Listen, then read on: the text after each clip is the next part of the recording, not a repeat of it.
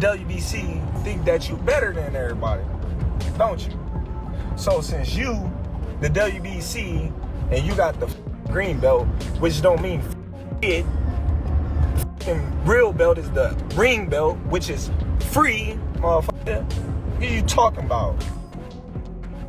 Can you talk about the difficulty of this decision? Yes, it's very sad. It is very complicated to have to vacate a title, to withdraw recognition of a champion hurts very deeply. And this is what TKO's saying. Why do you have to pay them? Don't pay them. Don't adhere to their crazy rules. $300,000. What makes you so motherfucking better than any other sanctioned bodies? Huh? To that question. What makes you better than the WBO, the IBF, or the WBA? You can take the fucking belt. It's a trophy anyway. On the WBC super lightweight, then he unified and became undisputed in welterweight against WBC champion, who was Spence. Great fight. He petitioned to fight a final elimination bout in super welterweight against Madrimov and remain champion in welter. The WBC supported him. He did not comply with the rules. Then he moves up to super middle and makes the fight of the century, beats Canelo, makes $50 million or around that. The WBC absolutely is not going to charge 3% of such an amount. We made a very clear 0.6%, which is $300,000. Terence Crawford didn't hold back when addressing the WBC, openly questioning the organization's authority and the legitimacy of its financial demands. He challenged the idea that the WBC is somehow superior to other sanctioning bodies like the WBA, IBF, and WBO, especially when it comes to charging massive sanctioning fees. Crawford previously clashed with WBC president Mauricio Suleiman over a reported $300,000 fee following his mega fight with Canelo Alvarez, rejecting the demand and arguing that his earnings are his own business. According to Crawford, other governing bodies accepted their standard percentages without public drama, while the WBC allegedly pushed for more, even floating figures equivalent to 6% in certain situations. You know, and guess who gotta pay for it? Us fighters. We paying for y'all to come out here, have the time of y'all life, stay in the best hotels of y'all life, and it's all done on our dime. It's done on our dime. Do that sound right to y'all? It's crazy, ain't it? We the one out there getting battered, knocked upside our head, and every time we step foot in the ring, we gotta pay them a sanction fee like they the government. We getting taxed. It's crazy. That is as crooked and shady as you can possibly get. And for the WBC to do this now, when sanctioning bodies are under attack, when the sanctioning system is under attack, this is a glaring example about why maybe they shouldn't exist. Maybe they shouldn't be in boxing if you are going to reach into the pocket of a fighter like Shakur Stevenson, ask for $100,000. According to Shakur, there's been no comment on this from the WBC. I asked for one. I talked to a member of their staff and said, tell me what's going on here. And all I've seen is the Instagram post from the WBC saying they were stripping him. To reach into the pocket of a fighter for a fight that you have nothing to do with and asking for $100,000. I don't care how much money Shakur Stevenson made that night. That's his money. That belongs in his pocket. The WBC had nothing to do with it. It is disgusting. Disgusting that they stripped Shakur Stevenson of that belt. And Shakur would be right to never fight for a WBC belt ever. Not for me. I think Terence Crawford's well within his rights to say that I ain't giving you $300,000. Why? Like, why am I giving you $300,000? What for? And don't talk about my past. And Mauricio Suleiman saying Terence Crawford made 50 million. What's that got to do with you? No. And what I like as well about Terence, he said, look, I gave the IBF money, I gave the WBA money, I gave the WBO money. We haven't heard any of those organizations moan about the amount Terence Crawford gave to them. They're like, oh, we'll take it. Because ultimately, what are they doing? Apart from strapping a belt around your waist, what are they doing? And we'll get to that as well. So he then tried to give the WBC that amount of money as well. They clearly said, no, we're not taking that. We want a bit more. And then they're like, okay, normally we take 3%, but 3% of 50 million would have been too much. So you know what? We'll allow you to pay us 0.6%. And be ruled inactive at that weight class. So despite nobody beating Shakur Stevenson, he is a undefeated fighter. Nobody took his belt, but for whatever reason, the WBC has decided him moving up has created some type of void and have now made and declared his title vacant, allowing the division to successfully move forward with new contenders. So in this case, Stevenson, he didn't lose his belt in the ring. Nobody beat him. He's still undefeated. The title was vacated administratively, which is a difference. And we need to establish the facts from the fiction. So nobody beat Stevenson. It doesn't really hurt his career, his official box rec, and it says he's suspended by the commission indefinitely. So I'm not sure if he has some type of injury, but usually when it says indefinitely, they got to get clearance from a doctor to come back.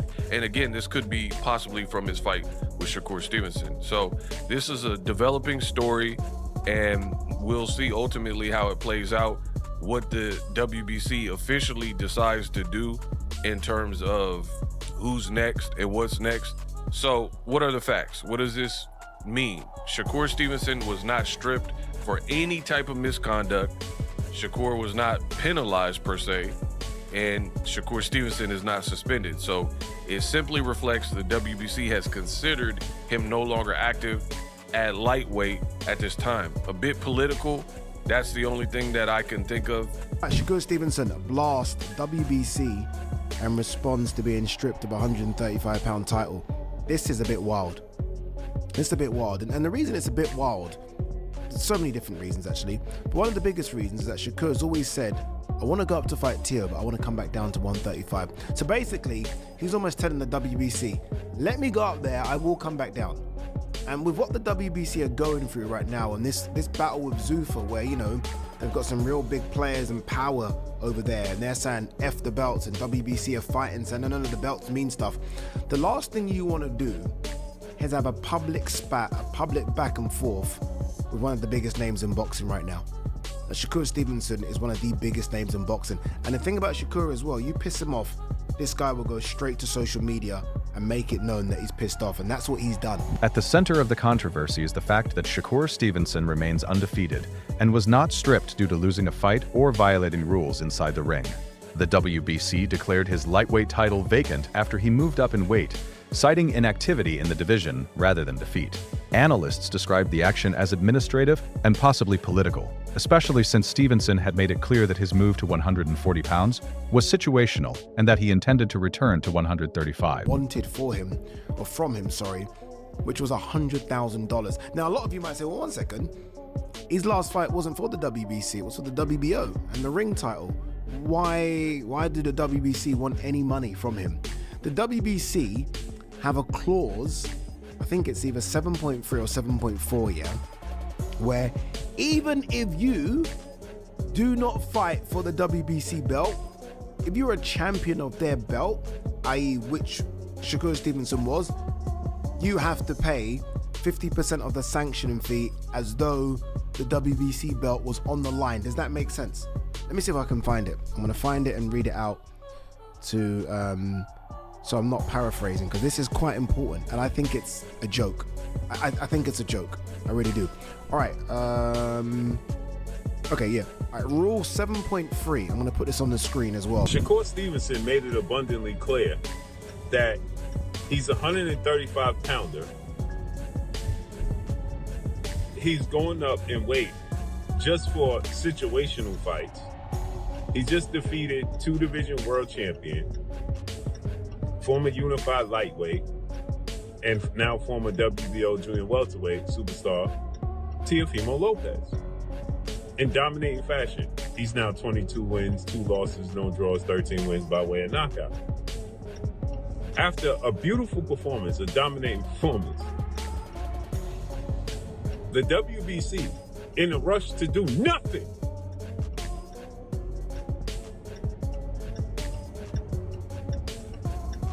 in a rush to do nothing, what he wants to do next.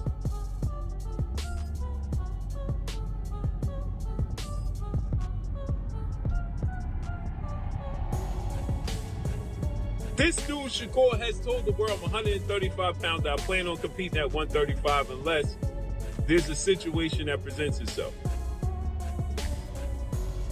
You got Lamont Roach, who you elevated to the number 2 fighter in the WBC at 135.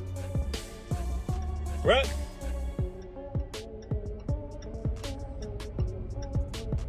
Shakur says yesterday, I'm willing to fight Lamont Roach. We're going to make it happen. Right? Not one. Shakur Stevenson in the 140-pound division. I think there's more attractive fights in the 140-pound division. Because if you would have gone back to the lightweight division, Muay Thai would probably be the most intriguing matchup, and I don't know if after beating Teofimo Lopez, that I think that would have been going backwards.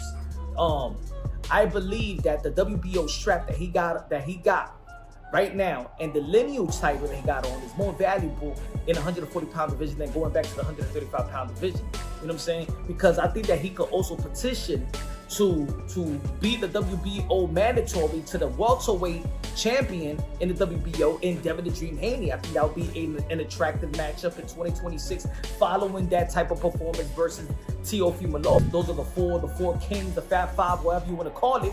And I think that's just better for the sport of boxing. That's better for Shakur Stevenson. And I think that's a very winnable fight right there. We know that Keyshawn Davis is in WBO mandatory position right now in the 140-pound division, but we all know that they're not going to fight. So, we all could keep on asking Keyshawn and Shakur, when you going to fight? Are you going to fight? Both of these guys already saying they're never going to fight again. So, Keyshawn Davis is going to be moving up to the 147-pound division, right?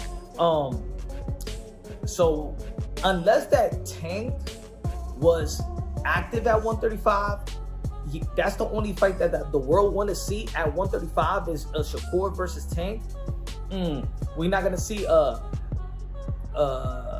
Kid Austin versus Shakur Stevenson at 135. That Shakur, the Kid Austin, he lost that opportunity.